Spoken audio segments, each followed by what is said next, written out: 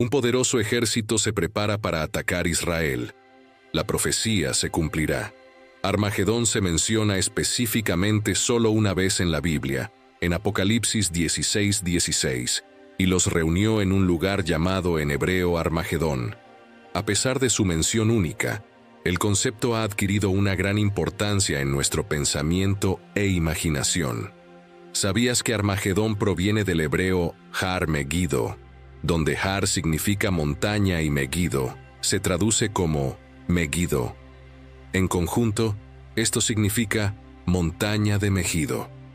Megiddo en sí mismo es un sitio histórico ubicado en lo que hoy es Israel, conocido por su importancia estratégica y por ser escenario de numerosas batallas antiguas. Sin embargo, en el contexto de Armagedón, no solo se trata de una ubicación física, sino que simbólicamente representa la batalla final entre las fuerzas del bien y del mal antes del fin del mundo.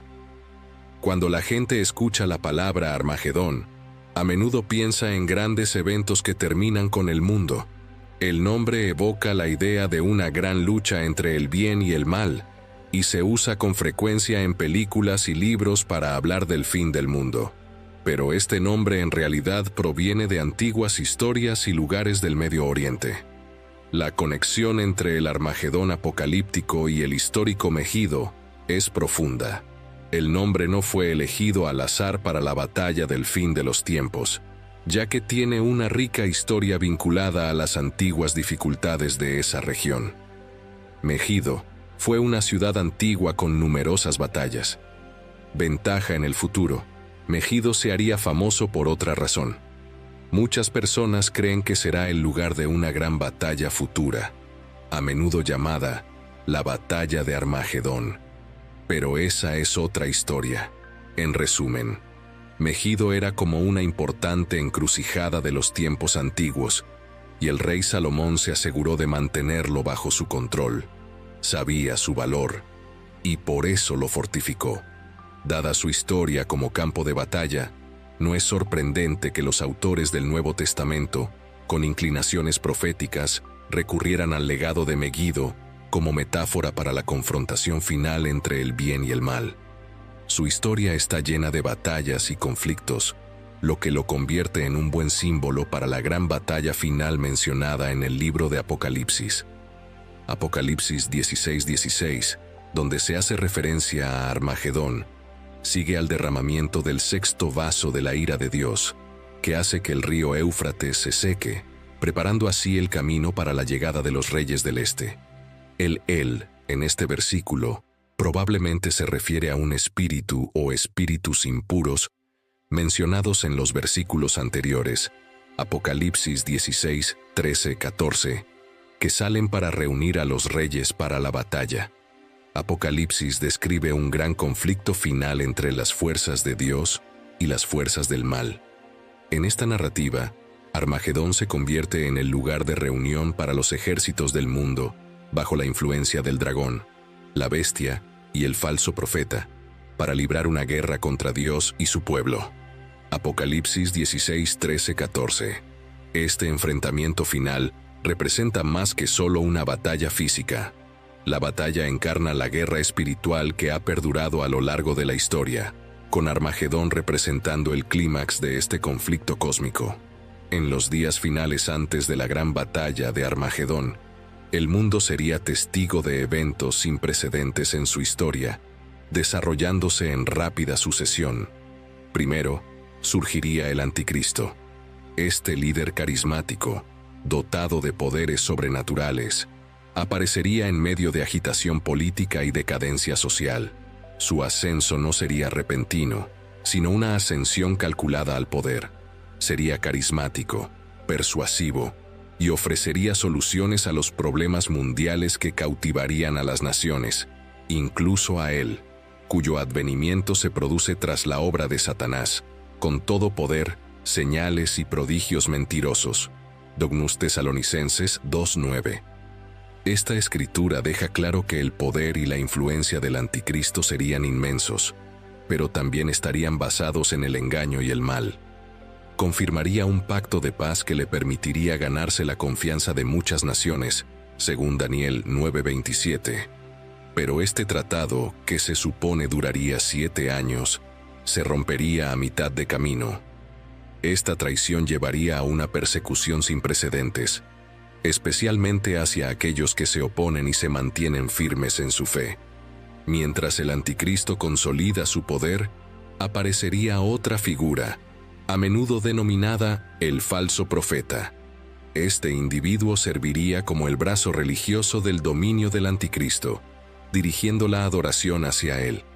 Él y su autoridad serían reforzados mediante medios religiosos. El falso profeta, como se describe en el Apocalipsis, tendría un gran poder para realizar señales y maravillas, y ejerce todo el poder de la primera bestia delante de ella, y hace que la tierra y los moradores de ella adoren a la primera bestia, cuya herida mortal fue sanada, y hace grandes maravillas, de tal manera que hace descender fuego del cielo sobre la tierra a la vista de los hombres. Apocalipsis 13:12-13. Estos milagros, aunque sorprendentes, serían engañosos por naturaleza. Se utilizarían para convencer al mundo de la naturaleza divina del dominio del anticristo, haciendo casi imposible su resistencia y desviando a muchos. Con el ascenso del anticristo y las maravillas engañosas realizadas por el falso profeta, los reinos del mundo gradualmente quedarían bajo un solo gobierno global. El anticristo controlaría un gobierno mundial, uniendo a las naciones como nunca antes lo habían estado. La Biblia menciona a 10 reyes o líderes que entregarían su poder y autoridad a la bestia. Y los 10 cuernos que viste son 10 reyes que aún no han recibido reino, pero recibirán autoridad como reyes durante 1 hora con la bestia. Estos tienen un solo propósito, y entregarán su poder y fortaleza a la bestia. Apocalipsis 17:12-13. Mientras el mundo experimenta una época de unidad y paz sin precedentes, aquellos con ojos discernidores reconocerán la realidad subyacente, la tiranía subyacente y la bancarrota espiritual. Esta unificación, en lugar de ser un signo de esperanza, sería el preludio a la confrontación final entre el bien y el mal en Armagedón. A medida que el mundo se acerca a esta batalla definitiva, será crucial que los creyentes permanezcan vigilantes, arraigados en su fe y cautelosos ante la seducción del engaño. Los eventos que preceden a Armagedón pondrán a prueba la fe de muchos, pero también servirán como un testimonio de las verdades proféticas contenidas en la Biblia. La batalla en sí. Los cielos se oscurecen y un silencio misterioso envuelve la tierra sobre las llanuras de Megido, donde se reúne un vasto ejército. No es un ejército cualquiera, sino la fuerza del anticristo, con el propósito de desafiar la voluntad de Dios. Estos ejércitos convergen para hacer una última resistencia contra el poder del Todopoderoso. A medida que aumentan las tensiones, un silencio cae sobre la tierra. Una tormenta inminente está a punto de desatarse. Y vi a la bestia y a los reyes de la tierra, y sus ejércitos reunidos para hacer guerra contra el que estaba montado en el caballo y contra su ejército. Apocalipsis 19:19. De repente, atravesando el cielo oscurecido, un rayo de luz radiante ilumina el horizonte, y al frente aparece una figura magnífica montada en un caballo blanco, la personificación de la justicia y la rectitud. Es Cristo regresando en toda su gloria. Y vi el cielo abierto, y he aquí un caballo blanco, y el que estaba montado en él se llamaba Fiel y Verdadero, y en justicia juzga y hace guerra. Apocalipsis 19:11. En Apocalipsis 19:1, con Cristo desciende una vasta multitud de ángeles, cuyas alas radiantes brillan en la luz tenue. Su presencia simboliza el poder y la majestuosidad del cielo, contrastando claramente con las fuerzas oscuras abajo. Flanqueando a Cristo están los santos, aquellos que se mantuvieron fieles a lo largo de los tiempos. Ellos también están montados en caballos blancos, vestidos con lino blanco puro, representando la justicia de los santos.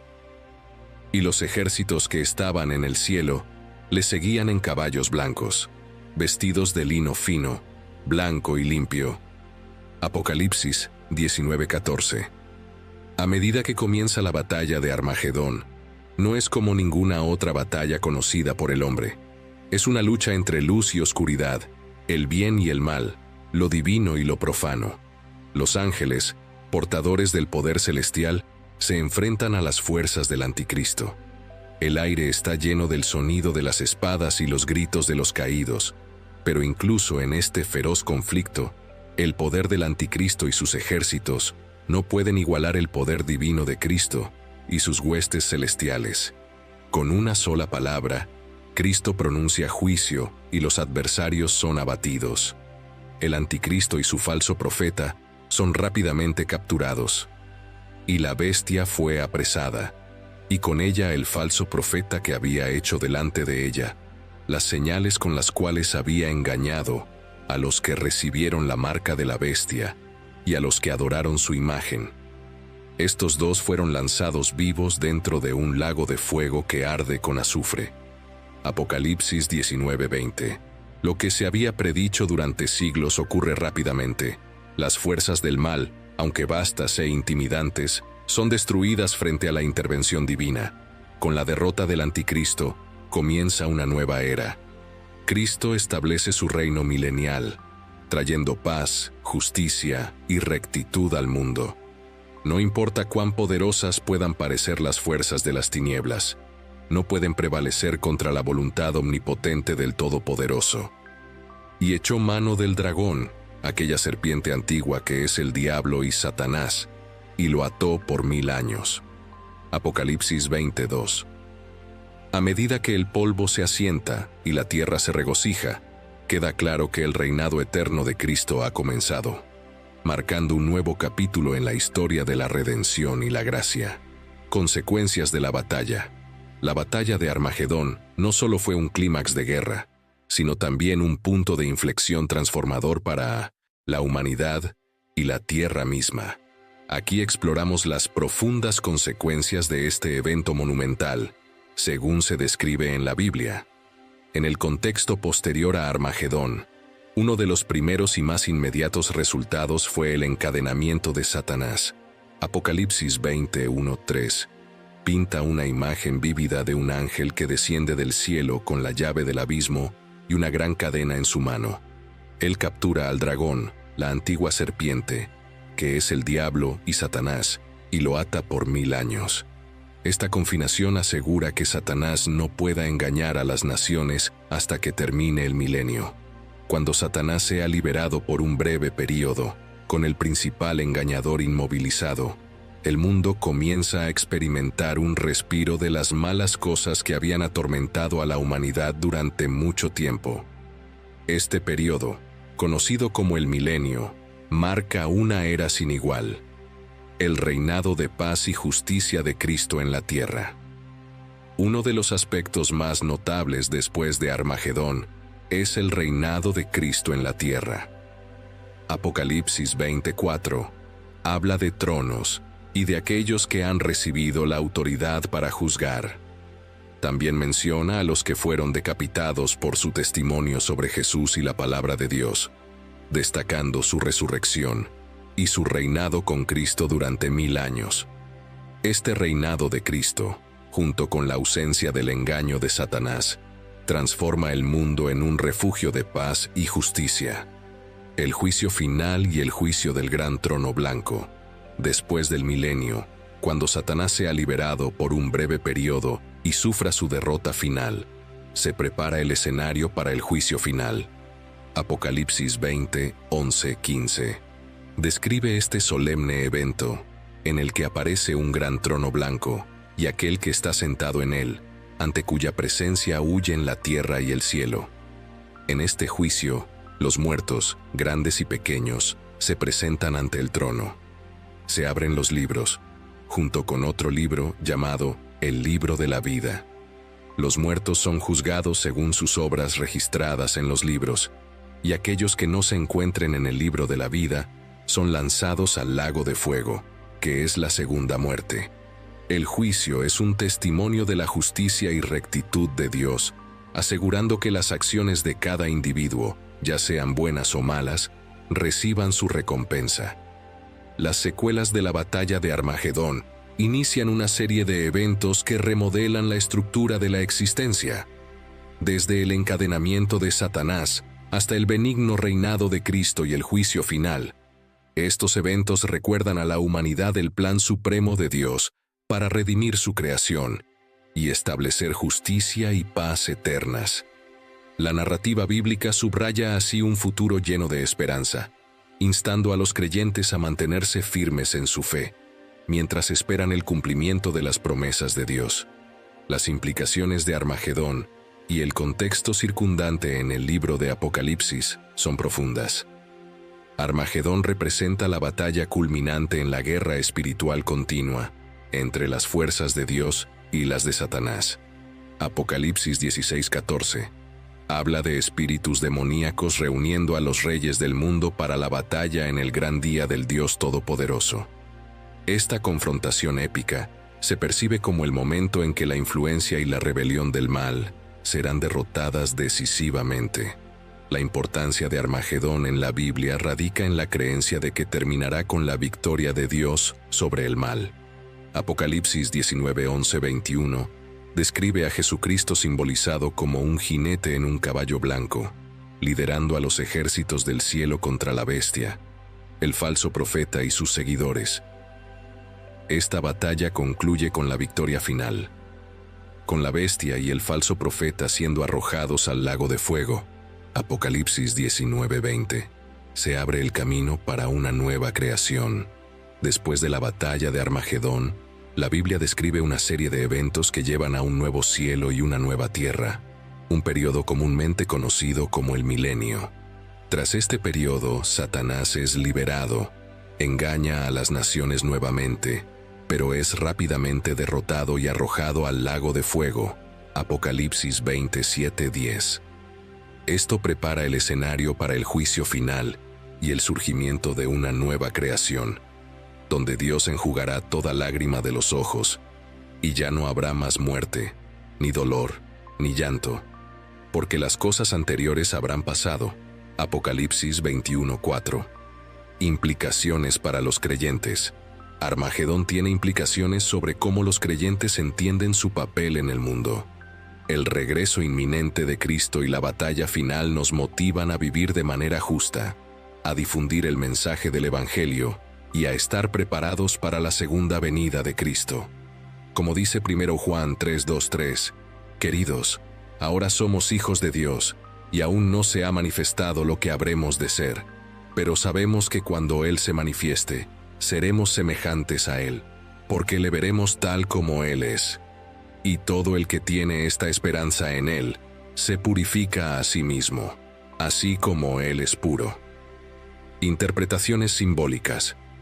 La batalla de Armagedón es uno de los temas más intrigantes y debatidos. La rama de la teología que trata sobre los tiempos finales y el destino último explora ampliamente este evento. Vamos a explorar las interpretaciones simbólicas y teológicas en torno a este evento monumental. Armagedón, en su esencia, simboliza el conflicto definitivo, una confrontación final que determina el destino de la humanidad.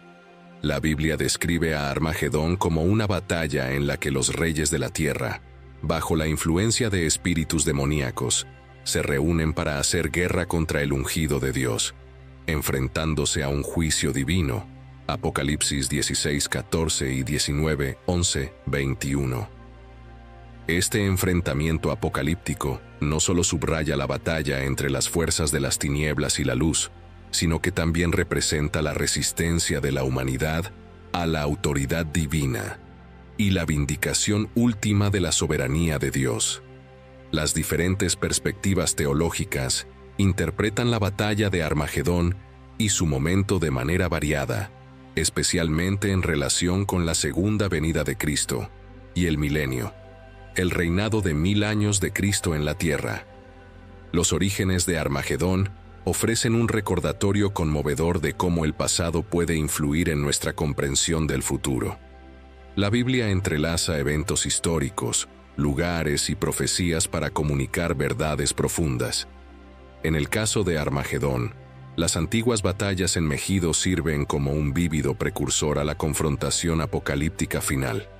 Después de la gran batalla, todo se volvió silencioso.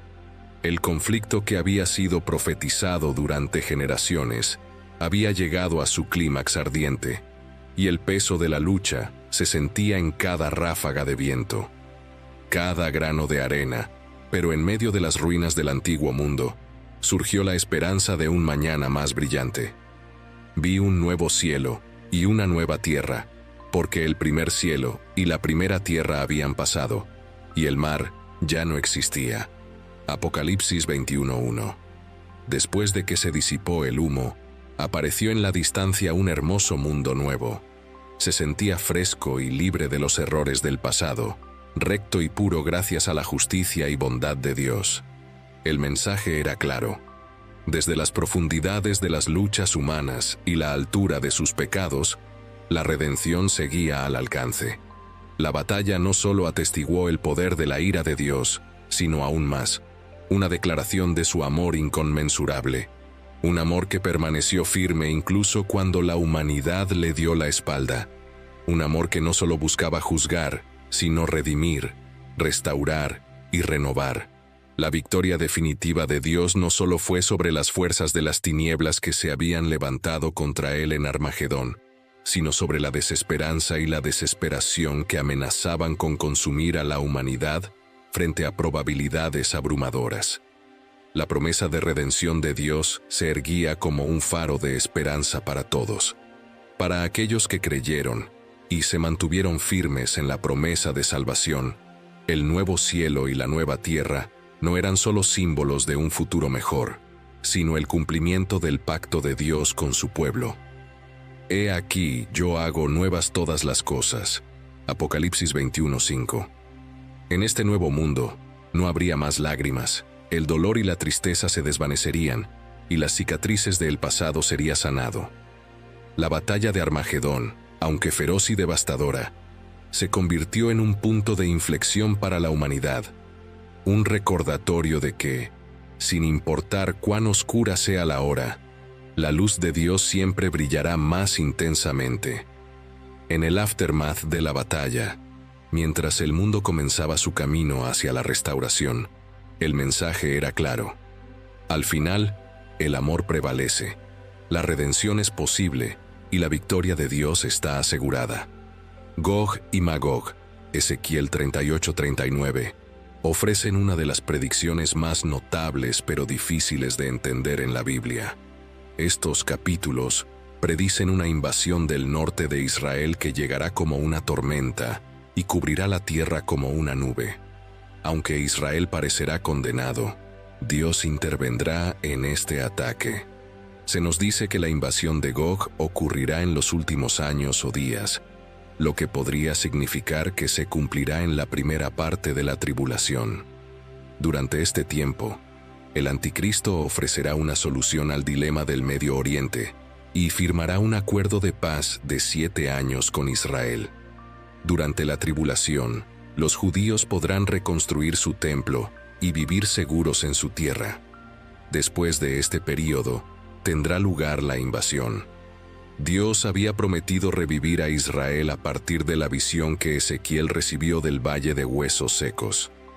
Como exiliados en la tierra extranjera de Babilonia, los israelitas habían perdido la fe, pero Dios les aseguró que volverían a vivir como nación.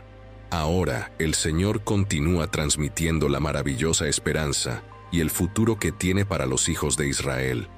El nombre Gog se refiere al líder de la tierra de Magog. Solo se nos dice que estos eventos ocurrirán en los últimos días. Ezequiel 39:2. Y te haré volver, te llevaré y te subiré desde los lugares más remotos del norte, y te traeré contra las montañas de Israel.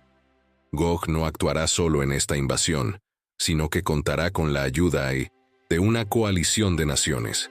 Muchos estudiosos de la Biblia creen que Gog se refiere a Alemania, mientras que Togarmah se refiere a Turquía. En cuanto a esta coalición, Estos países solo creerán que están a cargo, pero el ataque de la coalición, según Dios, está destinado a saquear y destruir a Israel. Dios nos informa que permitirá esta invasión para que las naciones del mundo se vean obligadas a reconocer quién es Él cuando intervenga y demuestre su justicia. El Señor expresa su ira ante esta invasión. El capítulo 39 continúa informándonos sobre la destrucción de la alianza de países, con un enfoque en Gog y su tierra de Magog. Ezequiel 39, 1-6.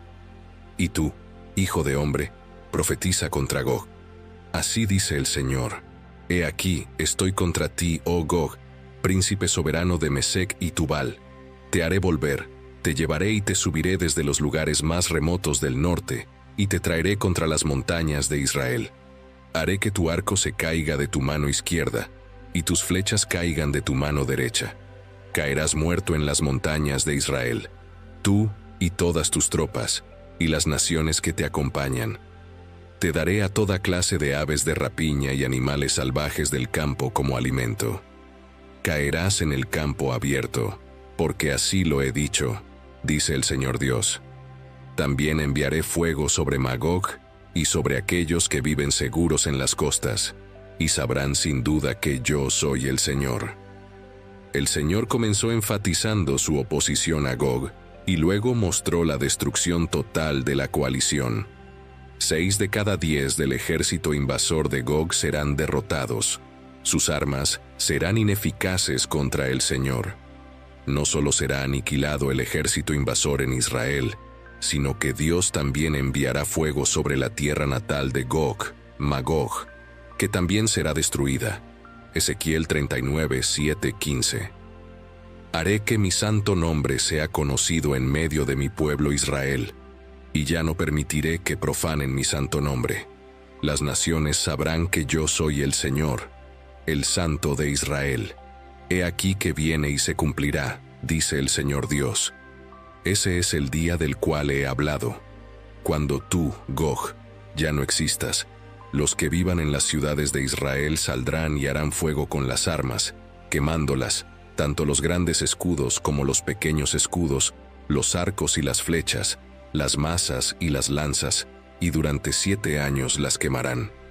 No recogerán madera del campo, ni cortarán leña de los bosques, porque harán fuego con las armas, y tomarán el botín de aquellos que los despojaron.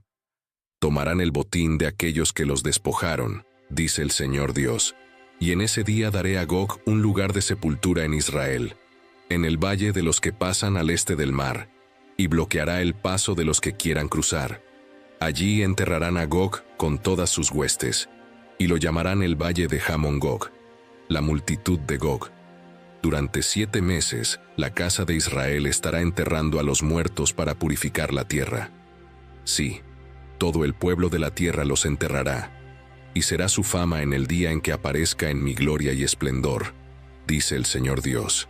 Designarán hombres que recorrerán continuamente la tierra, encargados de enterrar los cuerpos que queden expuestos en la superficie del suelo para purificarla. Al final de los 7 meses, harán una inspección. Cuando los que recorran la tierra vean un hueso humano, colocarán una marca junto a él, hasta que los enterradores lo sepulten en el valle de Hamón-Gog. La predicción del Señor es comparable a la contenida en Apocalipsis 19, 17, 18. Sabemos que son eventos distintos, porque Apocalipsis se refiere a la batalla de Armagedón, mientras que la de Ezequiel ocurre antes del milenio, por lo que son escenas separadas con descripciones similares. Gracias por acompañarnos en este recorrido por el fascinante mundo de las profecías y los eventos apocalípticos. Esperamos que este video te haya proporcionado una comprensión más profunda sobre la batalla de Armagedón, los eventos que la rodean y su significado en el contexto bíblico. Nos encantaría saber qué opinas y qué has aprendido de este contenido. Por favor, déjanos tus comentarios aquí abajo y comparte tus reflexiones. Si te ha gustado el video, no olvides darle un me gusta y suscribirte a nuestro canal para no perderte futuros videos sobre temas igualmente interesantes. tu apoyo es fundamental para que podamos seguir creando contenido de calidad. Hasta la próxima.